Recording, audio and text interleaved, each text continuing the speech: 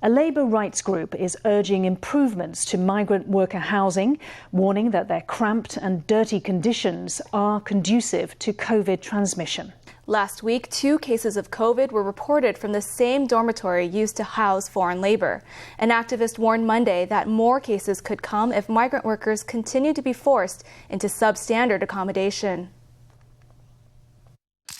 Dozens of migrant workers sit with faces unmasked, crowded together in cramped quarters. To relieve themselves, they're forced to use portable toilets set up in the back. With no social distancing to speak of, places like this are a loophole in Taiwan's COVID defense.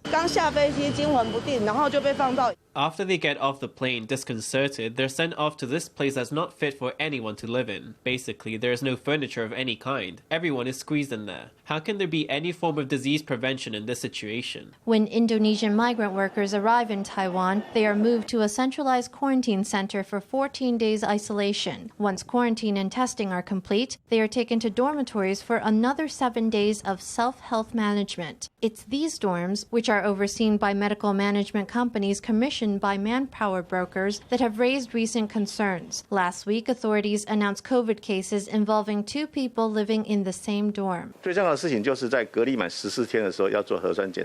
most important thing is to do nucleic acid testing once the 14 days of quarantine are up, and the sensitivity of this nucleic acid test should be increased. Currently, the CT value used is 35. It should be raised to 40. If the person tests between 35 and 40, then administer another test so that no cases are missed. There has been a surge of imported COVID cases in recent days. Among them, 133 are from Indonesia and 108 are migrant workers, most of whom have mild cases with no symptoms. Dr. Huang Liming says tighter screening standards are needed to prevent cases from slipping through the cracks.